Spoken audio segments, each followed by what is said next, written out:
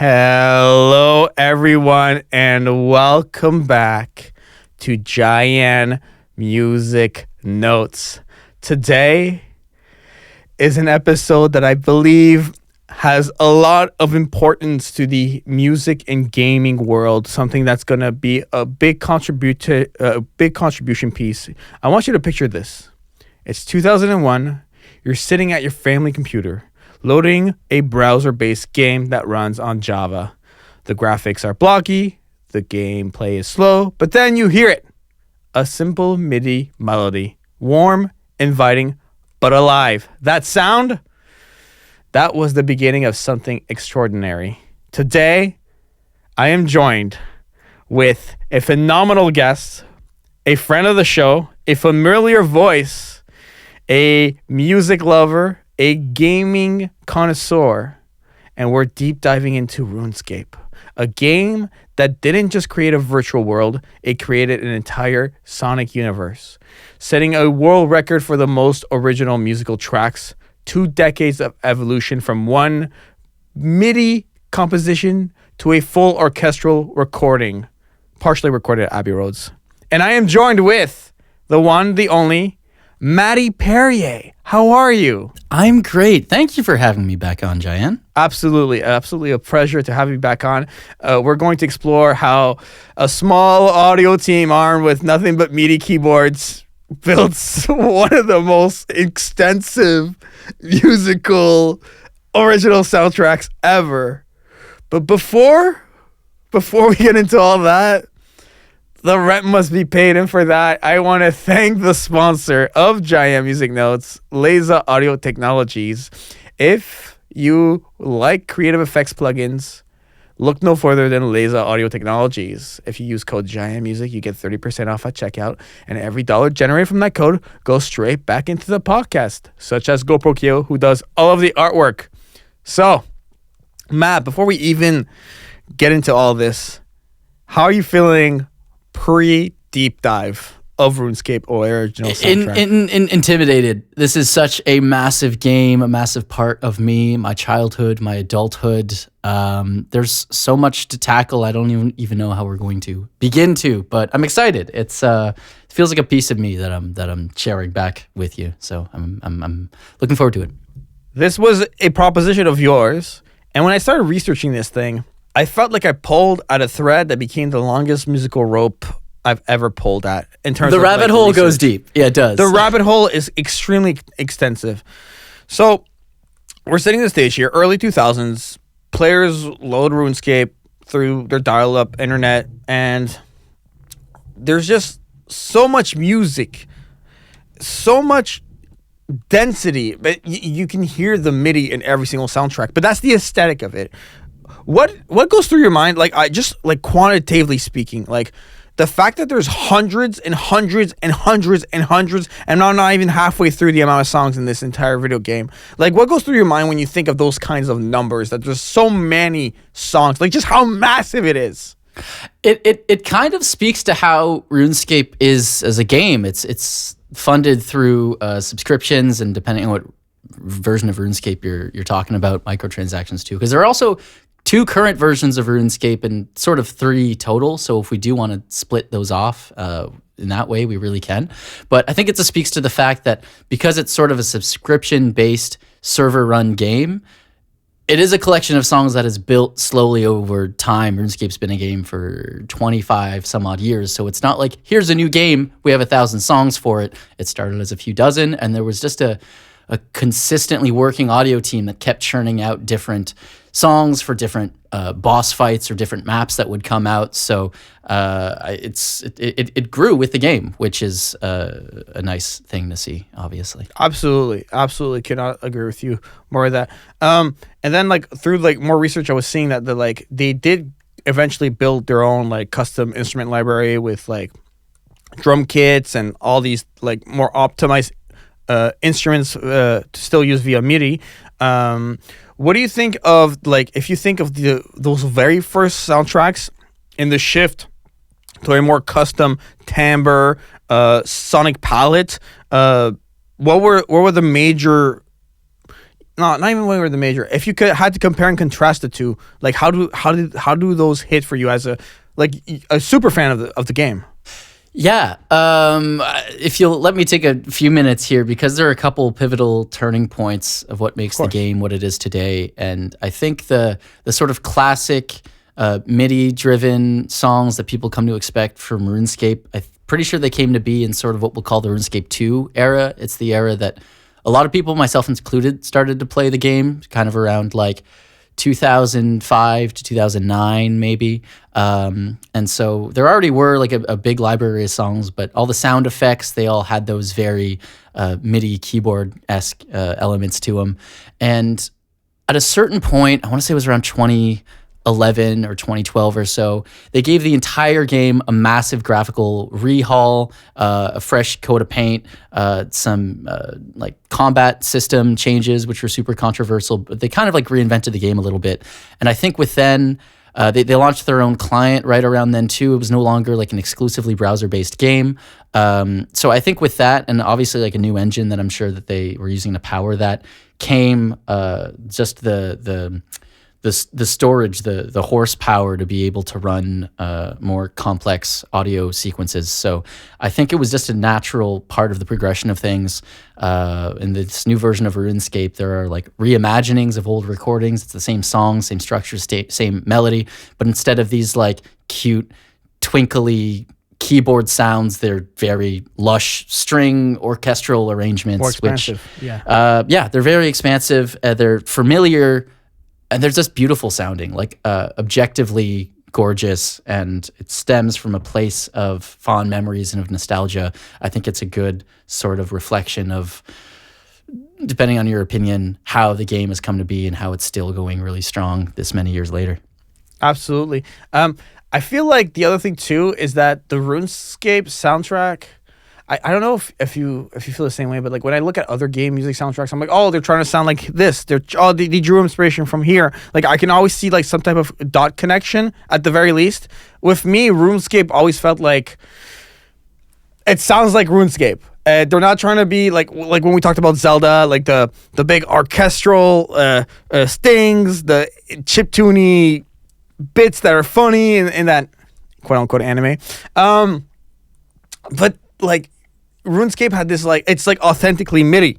Like you hear like the quantization, you hear like the notes purely based on what they are. Like, how do you feel about just how the aesthetic of it, the fact that it's just so raw?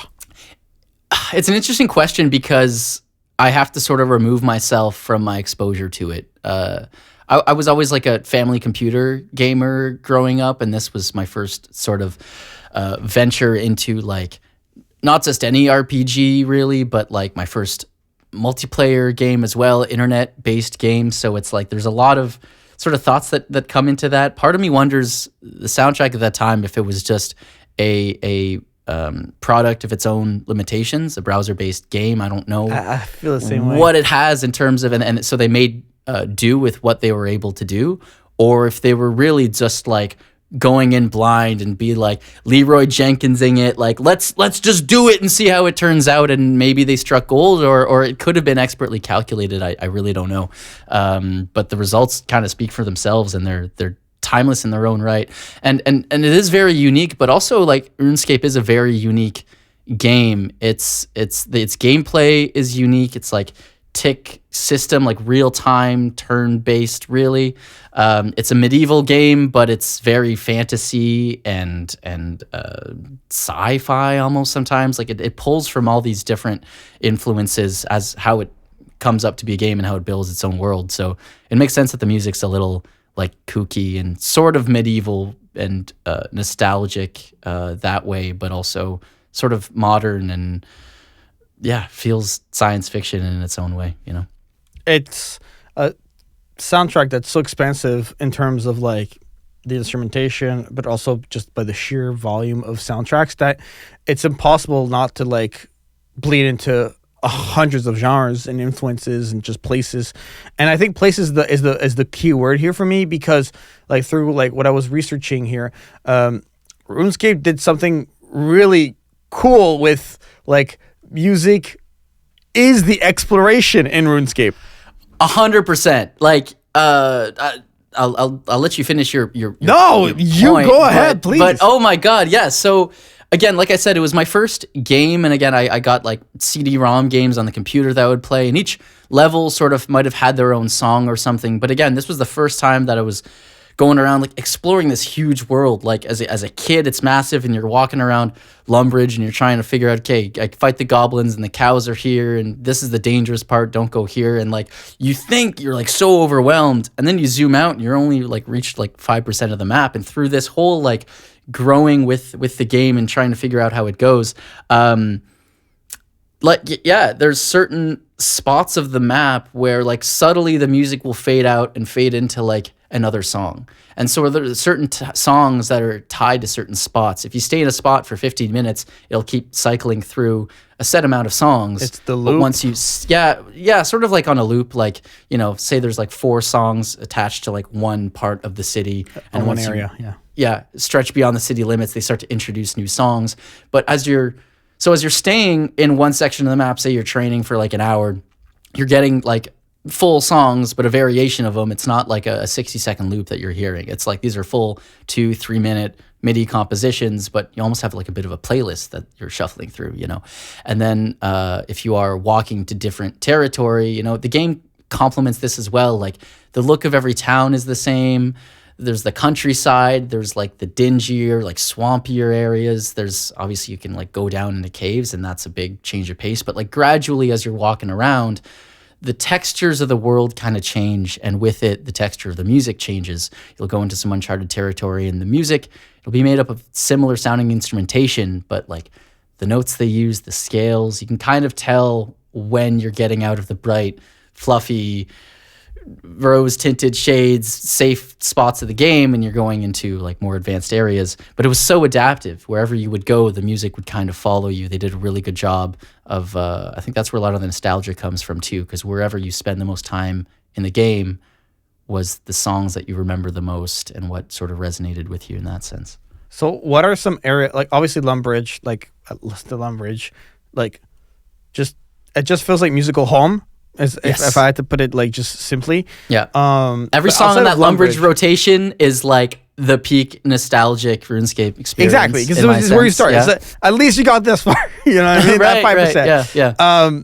But what are some other areas that you want to like highlight that you feel are like personally for you like beautiful in a musical way? In terms of like the music front, yeah. Yes. So I guess if you go through, again, everyone, it's open world. You can go through your own maps exploring, but I remember being young and I went from Lumbridge, I went north to Varrock, and I didn't really have a lot of like musical memories attached to that, but obviously big city. And then you sort of keep going west and you go through Barbarian Village, and now you have like, for the first time, they aren't like necessarily like medieval castles and knights. You have like sort of outposts and log cabins and hay roofs and people with spears, and if you go further west than that, you have like a little dwarf community, and then you reach the big city of Falador, and the music in Falador really marked an impression. It's very like fanfare-ish. I think it was the first time that I heard like sort of like triumphant horns like you would in like a sort of medieval courtyard, like make way, the king is coming through kind of thing. So that was a good sort of musical memory of mine of that game. Beyond Lumbridge, like I said, like the 10 most nostalgic songs are all like in that Lumbridge area, and I could talk the odds about those ones too. There was also, I vividly remember in that Barbarian Village that I mentioned earlier, there is this dungeon you can go through, and it's called the Stronghold of Security, and it's like kind of this cute little like training grounds as a means to like help players understand, because a lot of us were young and dumb and didn't really know about like cybersecurity and stuff. So it would kind of be this like these gates that would make you answer a question correctly before you could pass, and the questions were like, your friend says he wants your password so he can train your account while you're away at school. What do you do? And I was like, the correct answer is don't give your friend your fucking password, because, you know, whatever. But it was actually like a legitimate training ground too. There were a lot of cool monsters with some like fairly rare drops, and I spent a lot of time down there. And as soon as you step down there, the music it gets like, there's like a pulse to it. There's like this minor key hum to it. Dogs of War, I think the song is called. It's like a horn bass line, but there's like a marching drum, and it's a very sinister sort of like minor key sounding thing. Spent a lot of time down there, and that was like, I think a bit of a tonal change for sure, because there's not a lot of minor key songs in that for those first few areas. Everything's all light and happy and frolicky, but that was the first time where it's like, oh, it's getting real.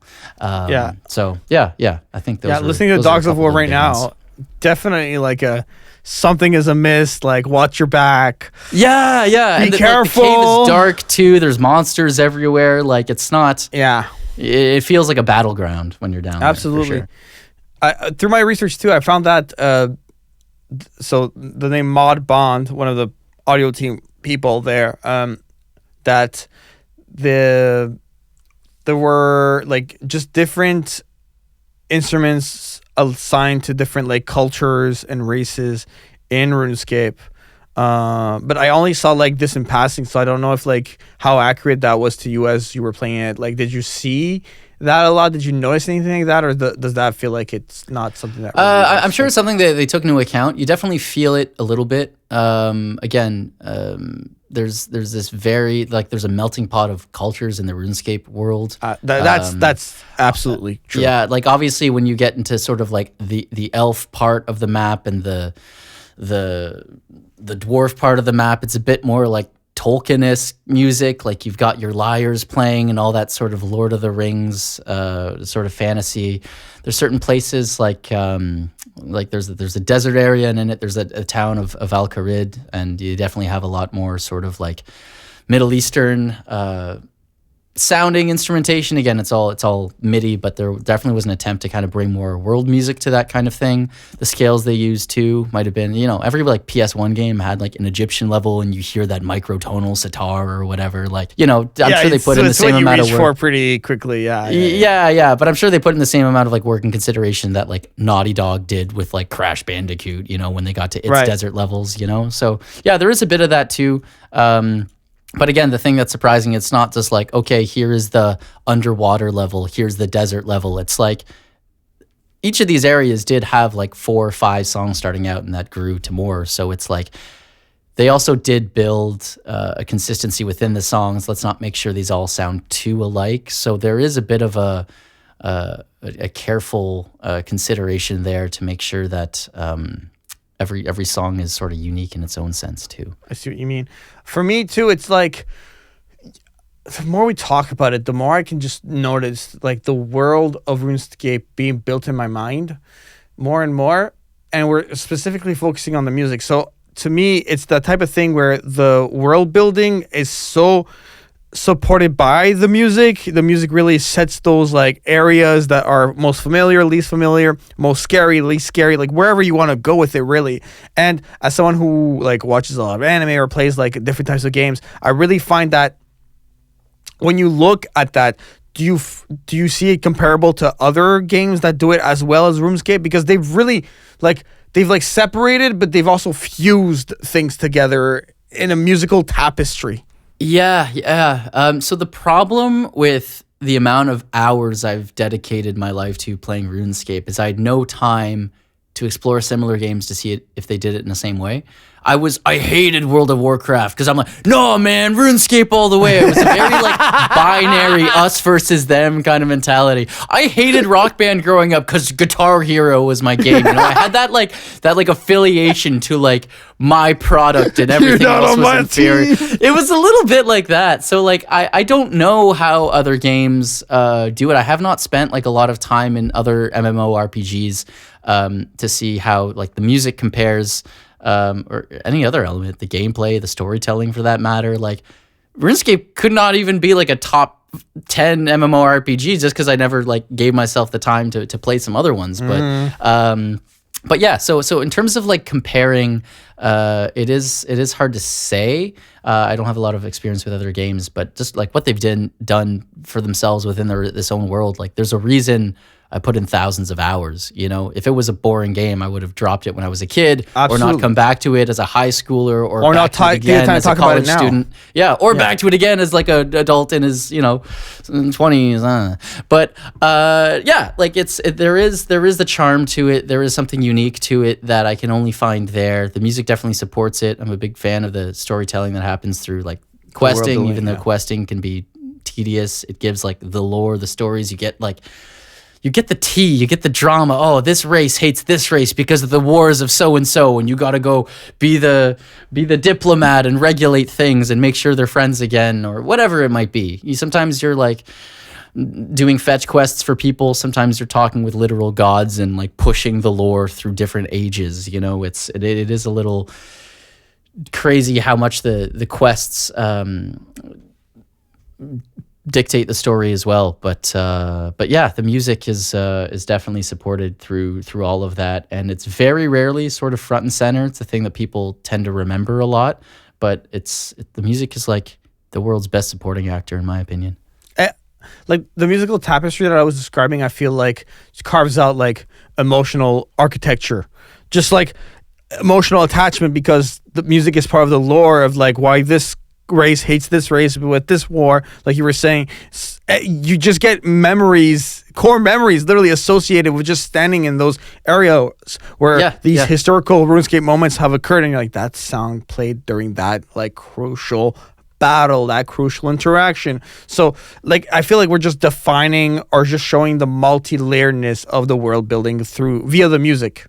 I think so too, and it's not all nostalgia based. Like I'll be honest, there's like over 1,000 songs at least in the game. I don't know the exact number, but it's always changing, it seems. And I'll say like I'm only maybe nostalgic for about a dozen of them. I think the purpose of the music is just to sort of fit the scene, and in that case, it does very well. It's very rare that music feels out of place, but I don't necessarily like remember the song that played during one quest, but I was never taken out of the experience because the music was distracting or clashing in any kind of way. But I think the nostalgia just comes from standing in the same areas for hours on end and getting those sort of burned into your brain, like, the RuneScape logos on my old Retina screen or whatever. So what is it? The CR? What, those like old monitors, like the big boxy white ones? Yeah. Yeah. I've got the little, probably had the RuneScape logos like burned into my parents' old monitors on our family computer. You have done that, like for sure. Yeah. You might as well have a tattoo in your brain. Yeah, exactly. So or on your heart. Pardon me. What am I saying here? Brain and heart. So I wanted to take it to another place with you, Matt, here, that like we're definitely talking in this general sense of like the songs, how they worked, like the loop of them, and that's really good to define like how they are brought together, how their music even geographically located. But there's like specific songs through my research that I found that had like big cultural meme impacts and just like left a bigger impression than what they actually are. And as someone I know where this is going. As someone who's not as familiar with the lore of this, I'm like leaning towards you on this, so you can like just literally like check mark. We're talking about X. We're not talking about it. But I've seen so much about Sea Shanty 2. Sea Shanty 2 deserves its time in the spotlight. Yeah, let's talk about Sea Shanty 2. So 2 minutes of music. It's at Port Sarim, simple, very catchy, and somehow it escaped the game and became one of like a huge meme. Why is it a meme? Why is it so remixed? Why is it so popular? Why did it pop off? I cannot tell you. When I said I've got like a nostalgic attachment to maybe like a dozen songs in the game, I saw this again too. Like I don't know how long it was, like 10 years ago or so, maybe just under that. Like all of a sudden, like my RuneScape friends or whatever, like, oh my god, this is popping off. There's like, I don't know if it's a DJ that remixed it or something, or like became a meme somehow. And by the time I found out about it, I'm like, oh, that's interesting. And I listened to it and I'm like, I don't remember that song. Like I remember Port Sarim, and it's kind of like the piratey cove kind of part. You can like sail on ships and charter them around. So it's like, yeah, Sea Shanty 2 makes sense. There's also a sea shanty. Like when they made the songs for this game, Sea Shanty 2 was like, it's the second Sea Shanty song. It wasn't even like we're cooking here. This has got to be the Sea Shanty song. Like, But 10 years after the song was made, it like popped off, and I can't explain it, but there's no denying it's like massive. I've seen like actual DJs play it at actual raves. Like Ailstorm, this folk metal band that I really like, kind of a pirate metal kind of thing. Ailstorm, they have a cover of sea shanty in their metal pirate goofy style on one of their like latest albums, and it's like it is a real thing. I can't explain why or how, but it's resonated with some folks. So that's hysterical. Hey, that's cool. It's a win for RuneScape, I guess. Just the power of MIDI, bro. The power of MIDI. I think it's goofy. Like it's I don't know. It's a little. Well, there was also like a sea shanty. Remember when sea shanties were going viral like 5-6 years ago? There was it was like a thing on TikTok or something. No, there was definitely a wave of sea shanties that like sea shanty music that was like kind of getting popular in the mainstream. Or at least sea shanty type beats, social sea shanty type beats. I don't know. It was just like videos of like 5 dudes just fucking swinging their arms and singing sea shanties and doing those like 5-part harmonies that they do. It's wild. Everyone gets their time in the spotlight, and I'm glad Sea Shanty 2 is part of that wave, I suppose. Yes.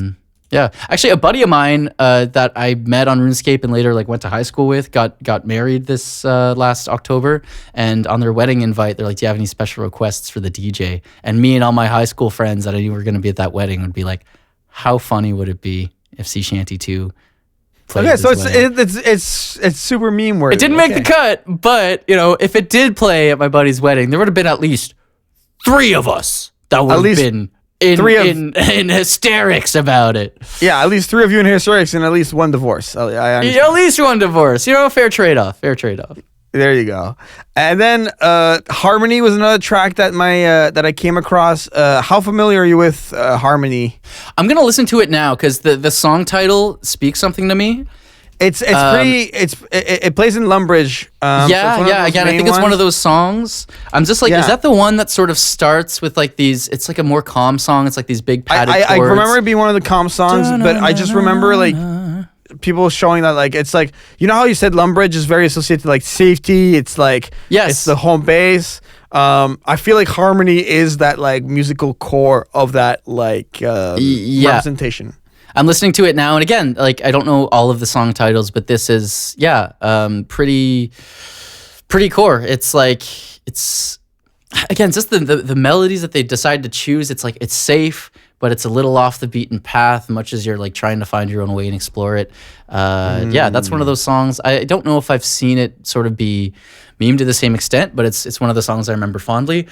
There's actually, so this is like a really weird aside, but I know there's a lot of like video essay creators on like YouTube that'll talk passionately about the most niche of subjects for like 30 minutes and give you like the full deep dive about everything. If you're lucky, it's 30 minutes. There's like 4-hour plus videos about like the most random thing that you haven't thought about in a while. But these subjects have nothing to do with RuneScape, but like little by little, I've seen a lot more people just like subtly throw in old school RuneScape music as like just the background noise sort of thing to it. And I don't know if it's like they're active RuneScape players or because it's like royalty free. I don't know how, like, obviously you can't play like a pop song. I don't know how the way these songs were released, if that sort of passes legally, but I have noticed that more and more, and Harmony is one of the songs that I've just heard people absolutely use. Yeah. It is one of those core songs. And then where I wanted to take it was that what is it about MIDI music, especially from this era, that's made this music so timeless? Such a it's definitely still a technology we use like every day, but it's primitive form. It is interesting. I don't play around with MIDI a lot in my own productions. I prefer to like find the sound I'm looking for and put a microphone to it and push air through and sort of capture you're such a guitarist. You're such a guitarist. I know. But I do like the versatility of MIDI. You can play a melody a certain way, log all the notes. You can change the velocity of it, the dynamics, the entire sound of it. So if you have an arrangement that you have all notated out and you just don't know how it sounds like, it's a very good post-production tool. I can't give you an answer to that specific question, but it's such a versatile way to make music, and it is applicable to every step of the creation process.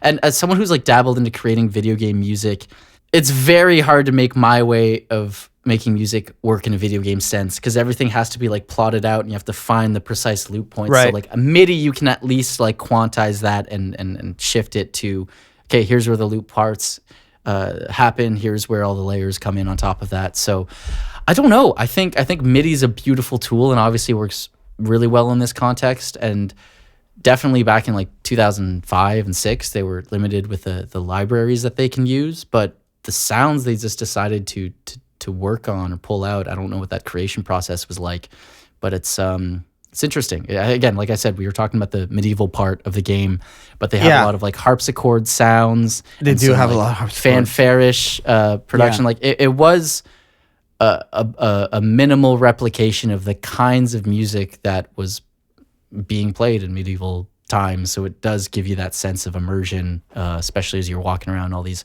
castles and these stone-built buildings and things like that. Completely. You're kind of jumping ahead of the paragraph I wanted to go through, because you kind of already explained the whole. Work me back, man. I didn't. Well, here's the thing. Like, no, I won't work you back, because I feel like you're answering what you're hitting the points like that need to be hit here. Like the workflow of it, like, you know, the composition and everything. But I'm gonna take it to the last part of that to like kind of complete that. They're releasing hundreds of songs, right? The community feedback on this thing, such passionate fans hitting this, that's something that I like.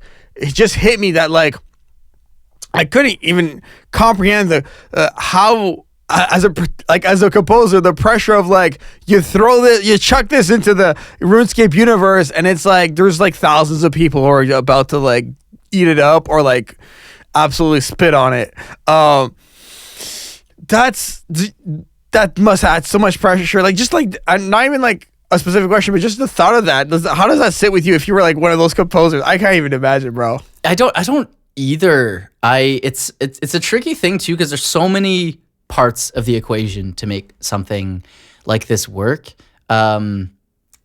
And obviously they were probably on deadlines. Hey, we're releasing a new quest or a new part of the map. We need X amount of songs by this date. Let's get it. I think there's more pressure in that and having an end product like on a timeline happy with. I think you trust your own gut on what music works well for certain things. Right. Fair enough. I don't think I would stress so much about like the community feedback, because like, I'll be honest, I've been part of the community for a while. I've never heard anyone say, oh, this song is bad. Yeah, like it's always something to complement the core mechanics of the game. I think people will be more critical to like a difficulty level or the hoops you have to jump through for a quest, or like the look of the graphics or something. I don't know. I feel like music is never front and center, but that's almost the beauty of music. It can kind of fly under the radar, and when it works, it really works, and you can reap the benefits from that, like having the nostalgic ties or having Sea Shanty 2 play at Tomorrowland or wherever the hell DJs are spinning it. But if it doesn't click, it's not a deal breaker. I mean,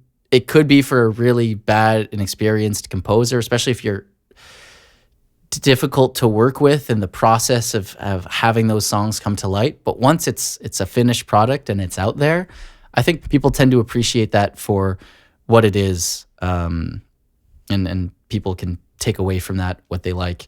And if I'm being honest, a lot of RuneScape players, myself included, I was guilty of doing this for a time. I would just mute the in-game music and play whatever power metal, symphonic, folk, whatever that I just like was really into at the time and wanted to play. So like, if you don't like the music, you can turn it off. If you don't like the gameplay, if you don't like the graphics, you can't turn those off, you know? So there's that flexibility there. I don't know if that makes the situation better or worse for the composers to be like, oh, if they don't like it, they can turn it off. Like, I hope their work doesn't feel undermined, because here we are talking about it. You know, obviously it's had an impact and it's an important thing, but it's not a thing you have to slog through to experience the game. I'd argue you have to experience the game in full while having your music on. Even in RuneScape 3, like the most recent iteration, they've started hiring, I say started, they've been doing this for a while, but hiring voice actors for all of their quest dialogue lines. And that's because amazing. A lot of people put global mutes on their game and play it as a people play RuneScape for a lot of different ways. It's known as like a second monitor game now. You'll be doing your main thing and you're passively gaining experience playing on the second monitor doing RuneScape while watching Netflix or a sports game or something like that. But if you start a new quest that has voice acting, the game will literally tell you, hey, there's voice actors involved. Please unmute the game. You know, they put the effort into it, into the sound design and everything. I think it's just a nice little friendly nudge to like, but power metal, we're also about immersion. So like, let yourself be immersed. I completely agree with you. Speaking of quests, is this music cape thing a real thing? Oh my God, dude. Is it ever? Yeah. So this is insane. There is in the game of RuneScape, you get crazy skill capes associated to certain achievements. If you get max level in a certain skill, you get a cape for that skill, and you can get some benefits and a cool little emote to show off to everyone around you. There is a music cape where I'm pretty sure if you unlock every single track, again, these tracks are locked. I want to preface this because I guess we haven't said it yet, but there's like a sort of music tab in all of your multiple windows in the game interface, and you can play any song that you want at any time. You can make your own playlist in game to say like, I like this song, I like this song, I like that song. You can make a playlist and just have those songs loop, or you can let the game dictate what songs you listen to at what point. But you can only access those songs once you've reached the area where they become unlocked.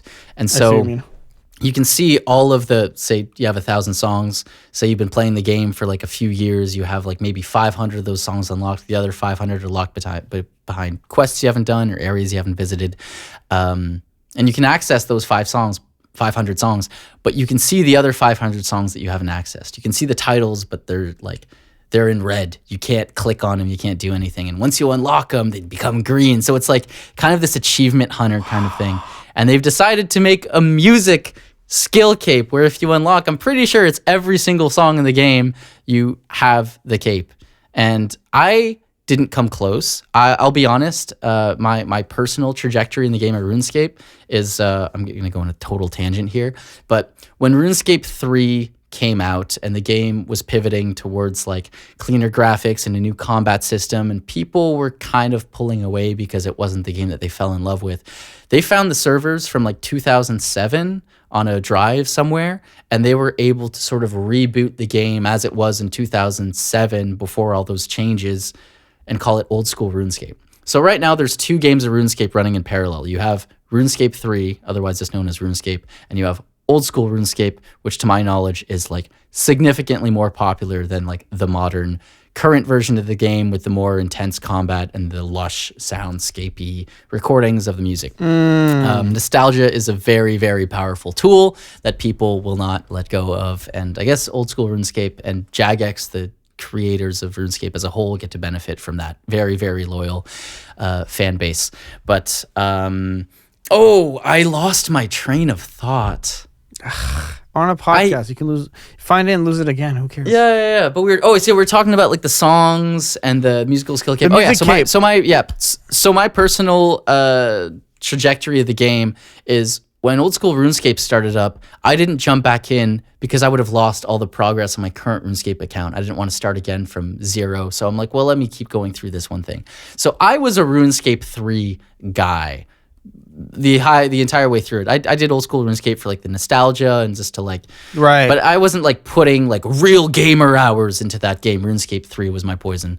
And so what I did, at one point I decided, hey, this game is taking up too much of my life. I'm spending so many hours on this still as like a fully functional adult.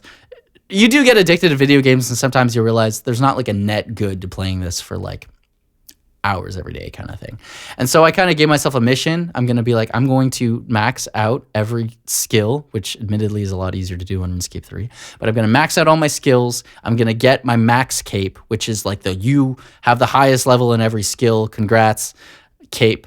And then I'm going to cancel my subscription and quit RuneScape. And I did that in 2023. And I have not looked back. I have not played the game in 2.5 years. I still follow like some of its content creators. You got to check out the Gillinor games, by the way, dude. They have this entire like Survivor-esque game show thing, reality show that entirely plays out on old school RuneScape. The editing is fantastic. There's like other content creators that come in and compete and win prizes. It's a really, really cool thing. I am going on tangents, but all that to say, I have been like a sort of RuneScape 3 player, more so than old school, which is, I guess, the place that I'm speaking from. But I see what you mean. I see what you mean. I think that this is the good spot to kind of conclude part 1. We'll keep recording. We'll keep going. Fantastic. But honestly, there's a lot more to deep dive in part 2. Yeah, and that's what's edit happen. that. I'll let you edit that how you want, and I'm going to be here to keep the conversation Absolutely. going. So before we go, Matt, where can people find you online? Yeah, people can find me on Instagram at Nuclear Maddie. I post everything about my life, as everyone does on Instagram. I'm releasing some music soon, early next year. So definitely going to be more of a focus and a shift to the music that I'm producing and recording. I'm producing currently for a couple artists here, so everything that come out through that Instagram.